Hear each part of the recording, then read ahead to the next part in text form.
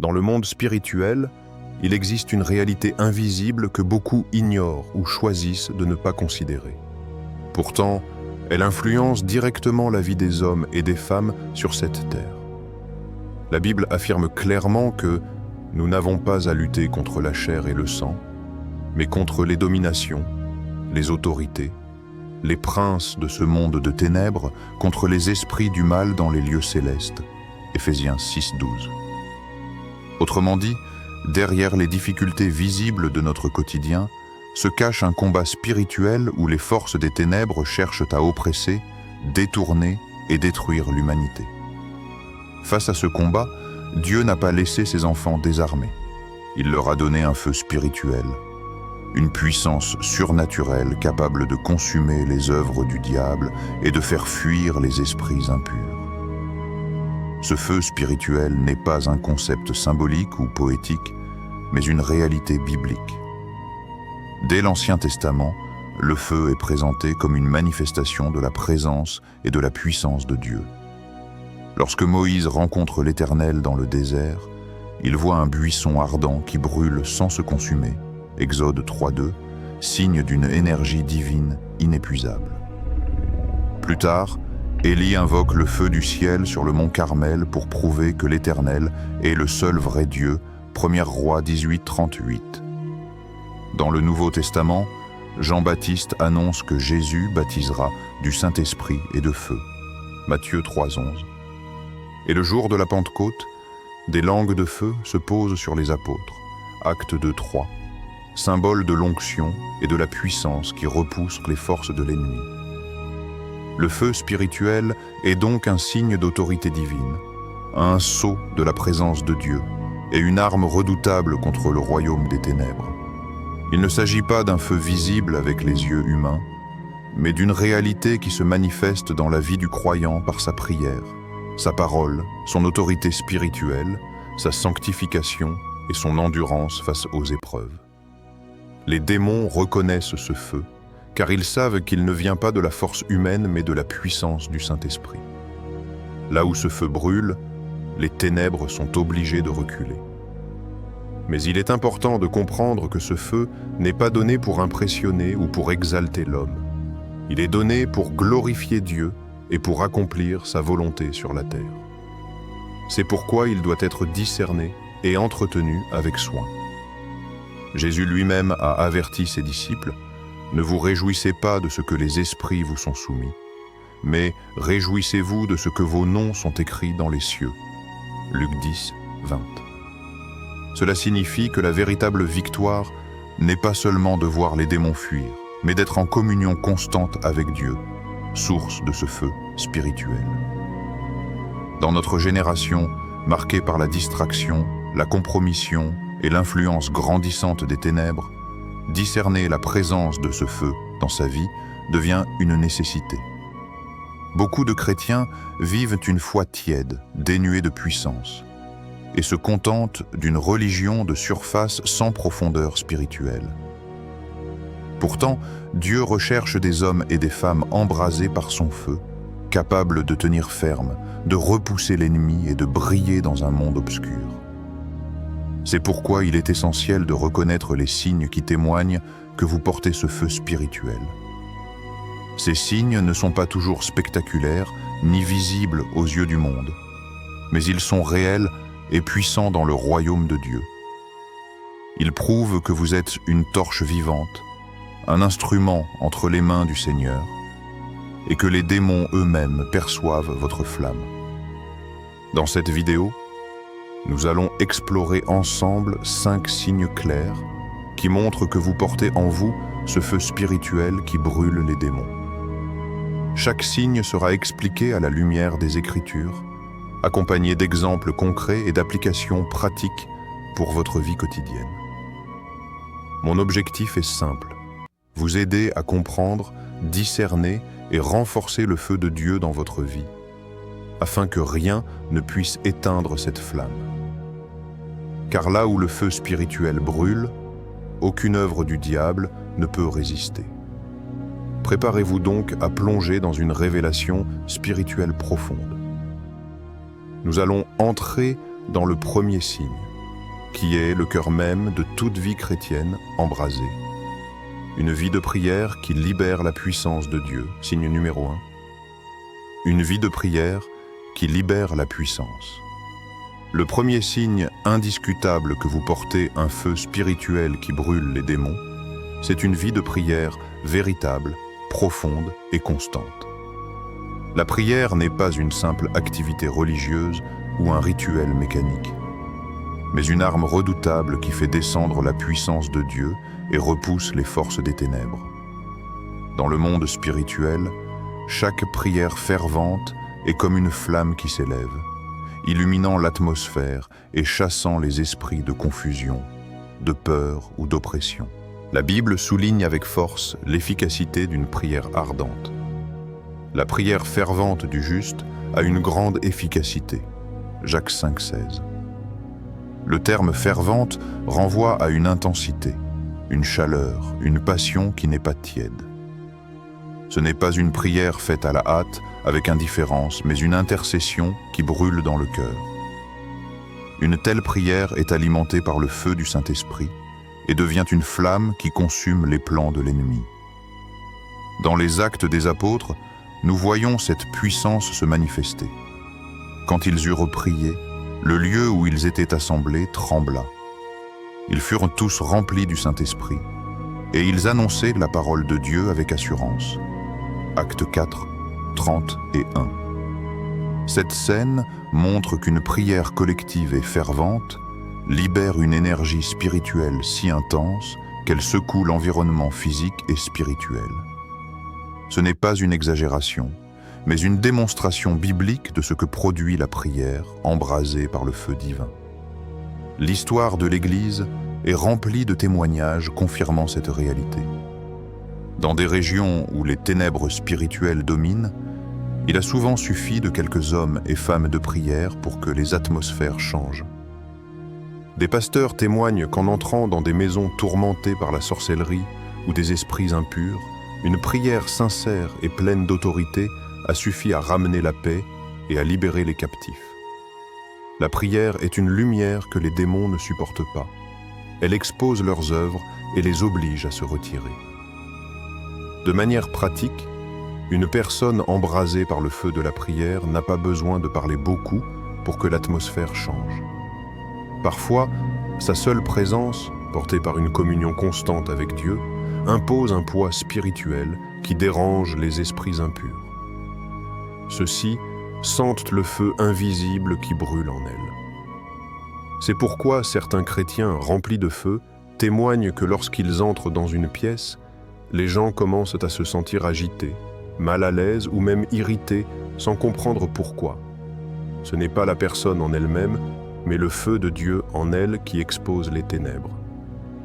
La prière embrasée a également le pouvoir de briser les chaînes invisibles.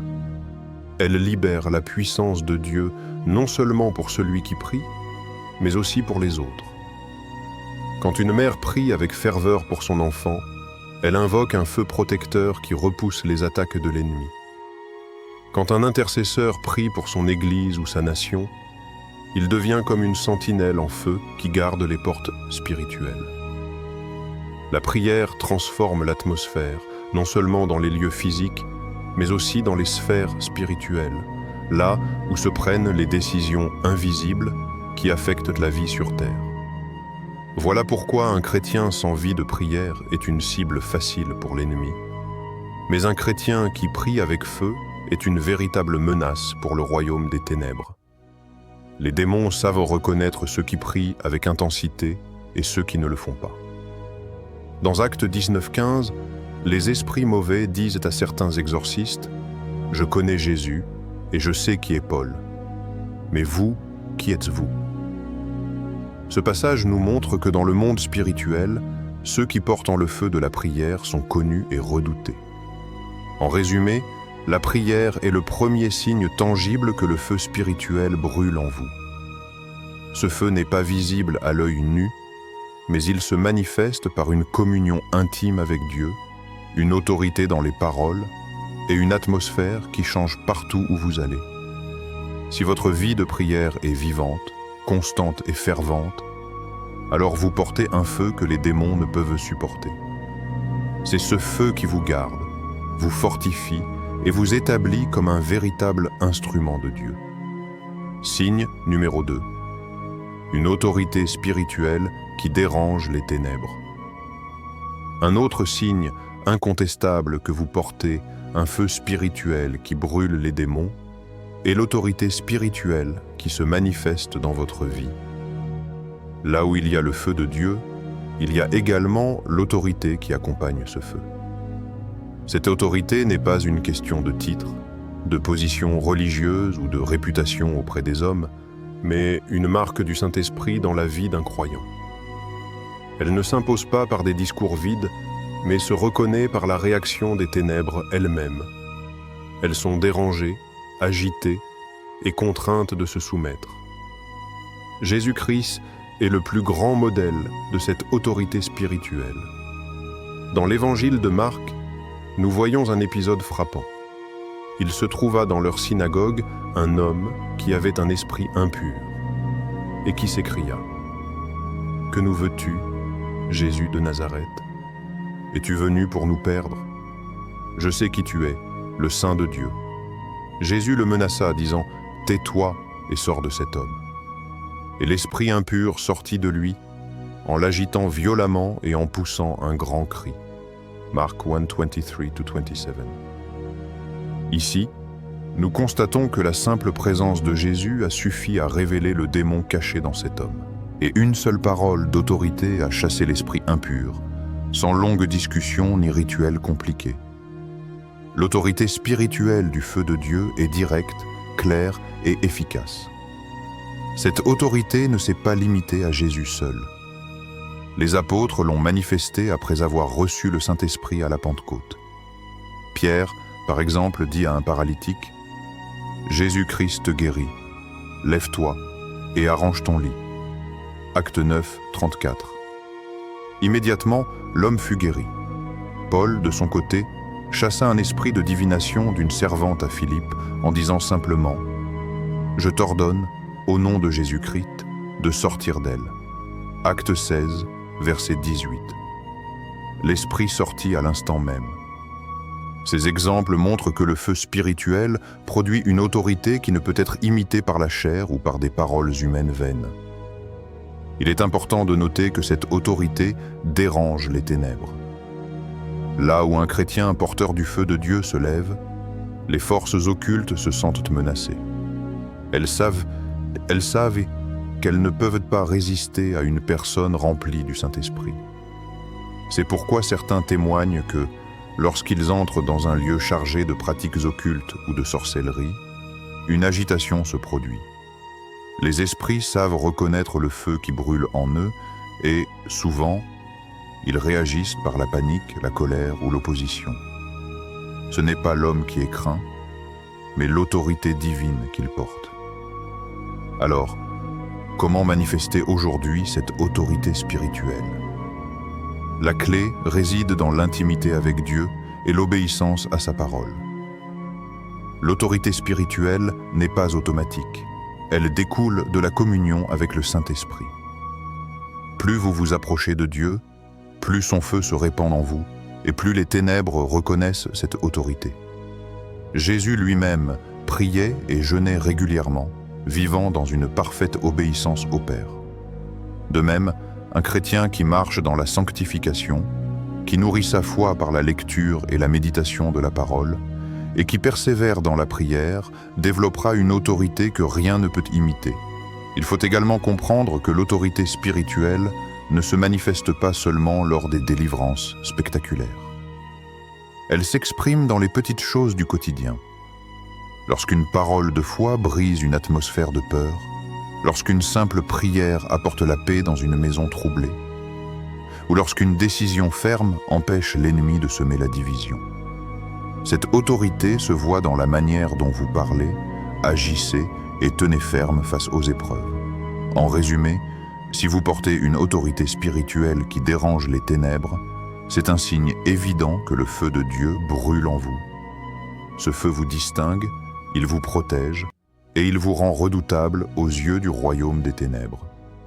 Ce n'est pas un feu pour impressionner, mais pour manifester la gloire de Dieu et libérer ceux qui sont captifs. Signe numéro 3. Une sanctification qui purifie et protège. Un troisième signe puissant qui prouve que vous portez un feu spirituel qui brûle les démons, c'est la sanctification. Le feu de Dieu ne se limite pas à repousser les forces des ténèbres à l'extérieur.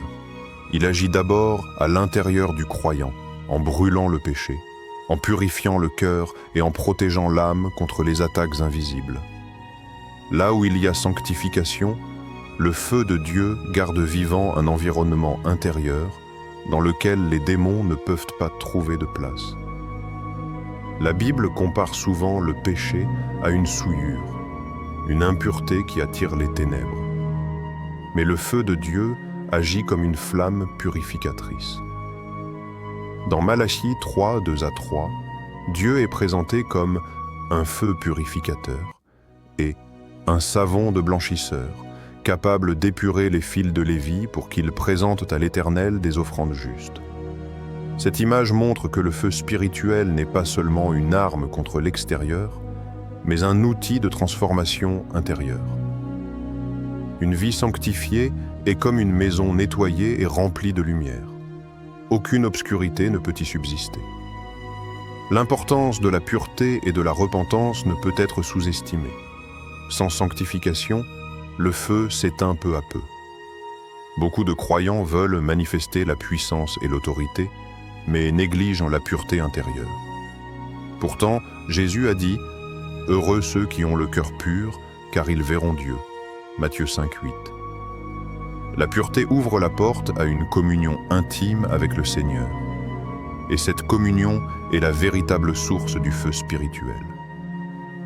C'est pourquoi la repentance sincère, loin d'être une faiblesse, est une force. Elle permet au feu de rester vivant et d'éliminer toute porte d'accès que le diable pourrait utiliser.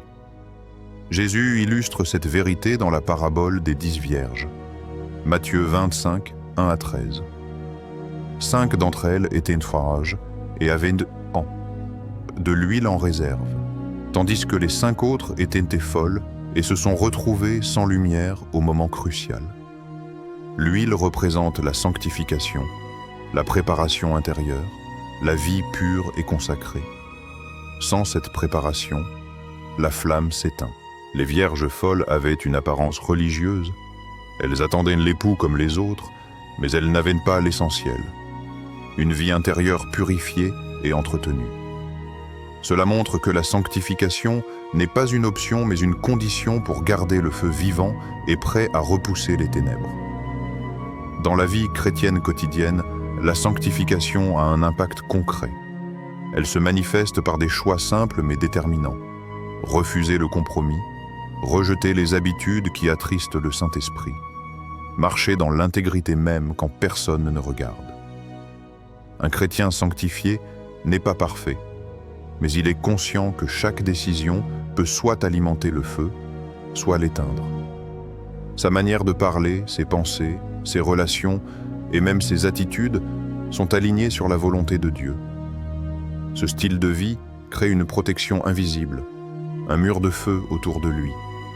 Comme le décrit Zacharie 2,5, « Je serai pour elle, dit l'Éternel, une muraille de feu tout autour, et je serai sa gloire au milieu d'elle. » Un chrétien qui vit dans la sanctification devient inattaquable pour les démons. Non pas qu'il ne subira pas de combat, mais l'ennemi ne trouvera pas de terrain fertile en lui. Là où il y a pureté, le feu de Dieu garde la maison spirituelle propre et inabordable. En revanche, le compromis, même petit, devient une fissure par laquelle les ténèbres cherchent à entrer. Voilà pourquoi la sanctification est une arme autant qu'une protection. En résumé, la sanctification est un signe clair que le feu de Dieu brûle en vous. Elle purifie vos pensées, protège votre cœur et fait de vous une habitation où la lumière domine. Un chrétien sanctifié ne se contente pas de repousser les ténèbres à l'extérieur. Il garde son feu vivant à l'intérieur, et ce feu rayonne autour de lui, au point que les démons n'osent pas l'approcher. Signe numéro 4. une parole qui libère et transforme. Un autre signe évident que le feu de Dieu brûle dans la vie d'un croyant, c'est la puissance de sa parole.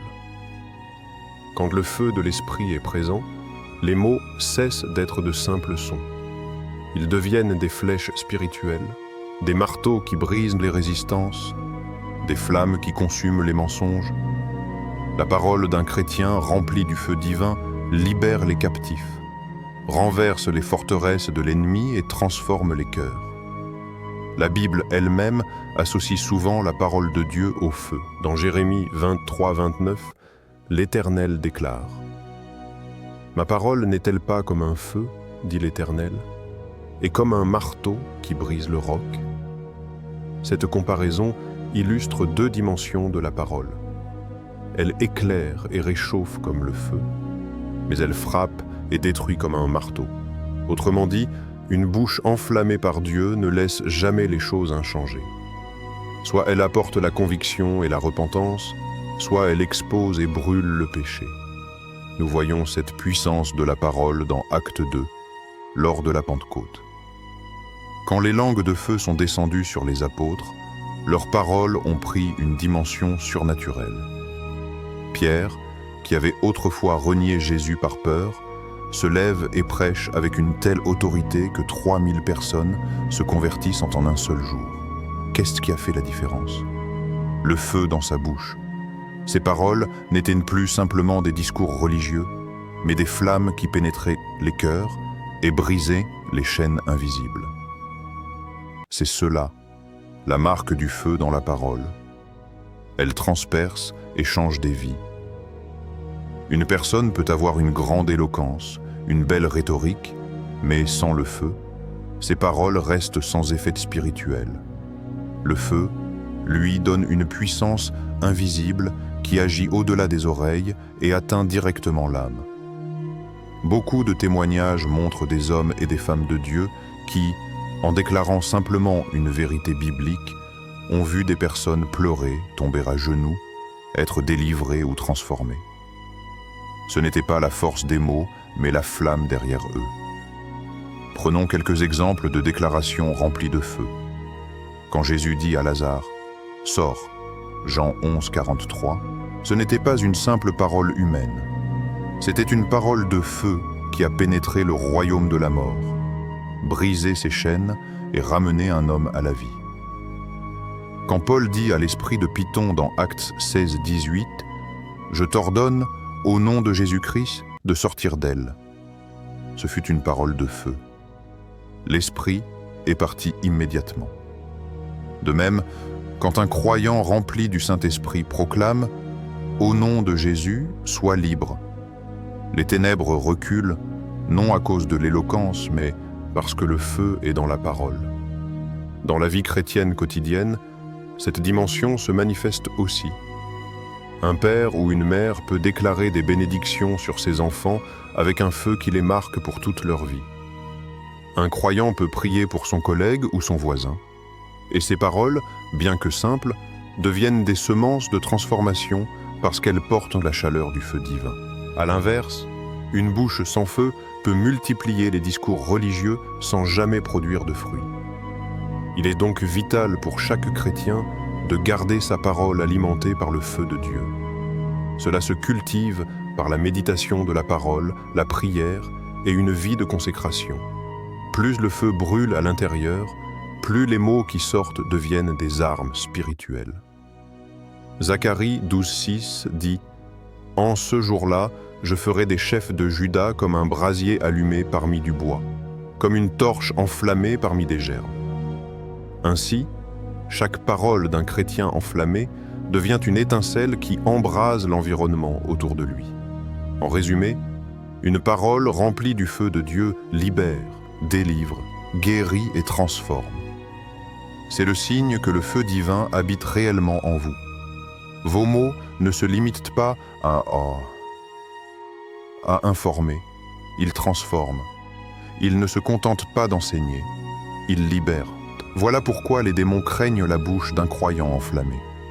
Parce qu'ils savent qu'une seule parole, sortie avec feu et autorité, peut anéantir leurs œuvres en un instant. Signe numéro 5. Persévérance et passion inébranlable pour Dieu. Le dernier signe, qui prouve qu'un croyant porte le feu spirituel qui brûle les démons, c'est sa capacité à persévérer dans la foi, peu importe les circonstances. Le feu de Dieu ne s'éteint pas face aux tempêtes, aux persécutions ou aux oppositions. Au contraire, il brille encore plus fort dans les épreuves. La persévérance et la passion pour Dieu sont les marques indiscutables d'un feu véritable, car ce feu n'est pas alimenté par les émotions ou les circonstances, mais par une relation vivante avec l'Éternel. La Bible nous donne de nombreux exemples de croyants qui ont démontré cette persévérance enflammée. Regardons Daniel. Malgré les décrets du roi qui interdisaient la prière, il continua à fléchir les genoux 3 fois par jour devant Dieu. Ce zèle lui valut d'être jeté dans la fosse aux lions, mais Dieu l'en délivra miraculeusement. Daniel 6. Son feu intérieur était plus fort que la peur de la mort. C'est la marque d'un homme dont la passion pour Dieu est inébranlable. Pensons aussi à l'apôtre Paul.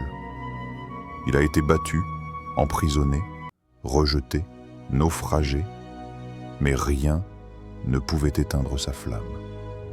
Dans 2 Timothée 4,7, il déclare « J'ai combattu le bon combat, j'ai achevé la course, j'ai gardé la foi. » Voilà le cri d'un homme qui a tenu jusqu'au bout, malgré toutes les attaques de l'ennemi.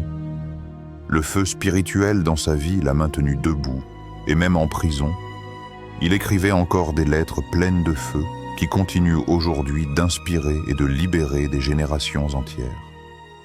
Étienne, le premier martyr chrétien, est un autre exemple frappant. Alors qu'il était lapidé pour sa foi, il resta rempli du Saint-Esprit. Acte 7 nous dit qu'il vit les cieux ouverts et Jésus debout à la droite de Dieu. Même dans la souffrance ultime, son feu spirituel ne faillit pas. Ses dernières paroles furent une prière de pardon pour ses bourreaux, un témoignage puissant que le feu divin ne s'éteint pas face à la haine des hommes. Ce signe nous enseigne une vérité fondamentale. Le feu spirituel ne se mesure pas seulement à l'intensité des expériences émotionnelles, mais à la constance dans le temps. Beaucoup commencent avec enthousiasme, mais abandonnent dès que les difficultés surviennent. Le véritable feu de Dieu donne une endurance surnaturelle, un zèle qui ne faiblit pas. C'est ce qui fait reculer les démons, car ils savent qu'un croyant persévérant est une menace constante pour leurs plans. Comment alors garder ce feu allumé dans les épreuves?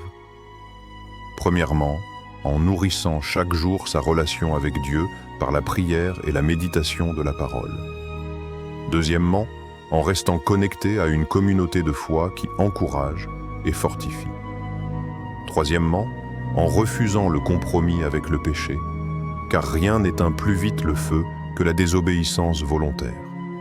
Enfin, en se souvenant des promesses de Dieu, elles sont comme du combustible qui entretient la flamme dans les moments de doute.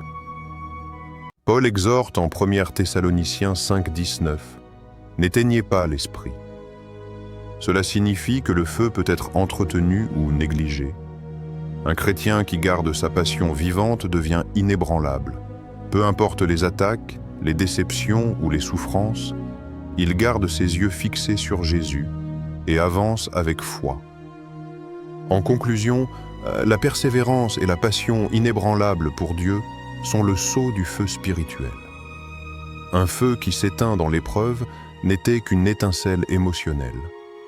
Mais un feu qui brille toujours, même au cœur des ténèbres, témoigne d'une vie véritablement embrasée par le Saint-Esprit. Voilà pourquoi les démons redoutent ce signe, parce qu'ils savent qu'ils ne peuvent vaincre un cœur enflammé qui aime Dieu jusqu'au bout. Après avoir parcouru ces 5 signes, il est clair que le feu spirituel n'est pas un simple concept religieux, mais une réalité puissante qui transforme une vie et fait reculer les ténèbres. Nous avons vu que ce feu se manifeste à travers une vie de prière qui libère la puissance, une autorité spirituelle qui dérange les ténèbres, une sanctification qui purifie et protège, une parole qui libère et transforme, Et enfin, une persévérance passionnée et inébranlable pour Dieu.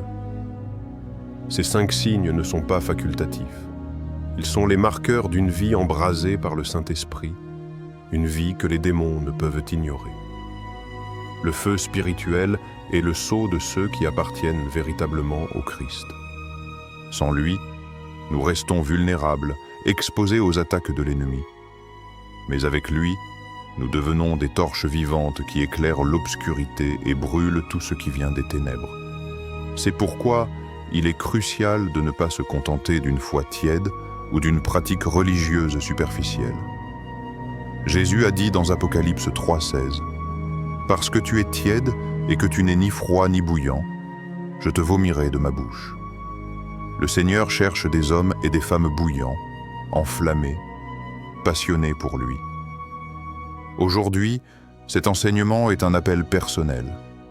Si vous vous reconnaissez dans ces signes, réjouissez-vous, cela prouve que le feu brûle en vous. Mais si vous réalisez que votre flamme s'est affaiblie, ne soyez pas découragés. La bonne nouvelle est que ce feu peut être rallumé. Comme Paul l'a dit à Timothée, « Ravive le don de Dieu que tu as reçu. » 2 Timothée 1,6.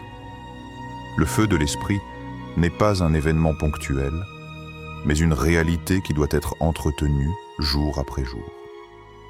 Comment garder ce feu vivant? D'abord, en persévérant dans la prière. La prière est le combustible qui maintient la flamme. Ensuite, en méditant constamment la parole de Dieu, car elle nourrit le feu intérieur. Puis, en recherchant la sanctification et en refusant le compromis avec le péché. Enfin, en restant dans la communion des frères et sœurs en Christ, car une braise isolée finit par s'éteindre, mais des braises ensemble entretiennent une grande flamme. Frères et sœurs, ce message est aussi un appel à la persévérance. Le chemin chrétien n'est pas toujours facile. Il y aura des épreuves, des oppositions, des moments de découragement, mais rappelez-vous, un feu qui résiste à la tempête devient encore plus fort. L'ennemi cherchera toujours à éteindre votre flamme, mais si vous restez attachés à Dieu, aucune puissance des ténèbres ne pourra vous arrêter. Je vous exhorte donc aujourd'hui à examiner votre vie. Le feu brûle-t-il encore en vous? Est-ce que votre prière libère la puissance de Dieu? Est-ce que vos paroles transforment et libèrent? Est-ce que votre persévérance défie les attaques de l'ennemi? Si oui, continuez et intensifiez ce feu. Sinon, revenez à la source. Demandez au Saint-Esprit de ranimer la flamme et engagez-vous à marcher dans une consécration totale. En terminant, je vous laisse ce message d'exhortation. Ne laissez rien ni personne éteindre le feu de Dieu en vous. Ce feu est votre arme, votre protection, votre identité spirituelle. Les démons tremblent devant un croyant enflammé, mais ils se moquent d'un chrétien tiède. Choisissez aujourd'hui d'être une torche vivante, un porteur du feu divin, un instrument entre les mains de Dieu pour renverser les œuvres des ténèbres et manifester sa gloire.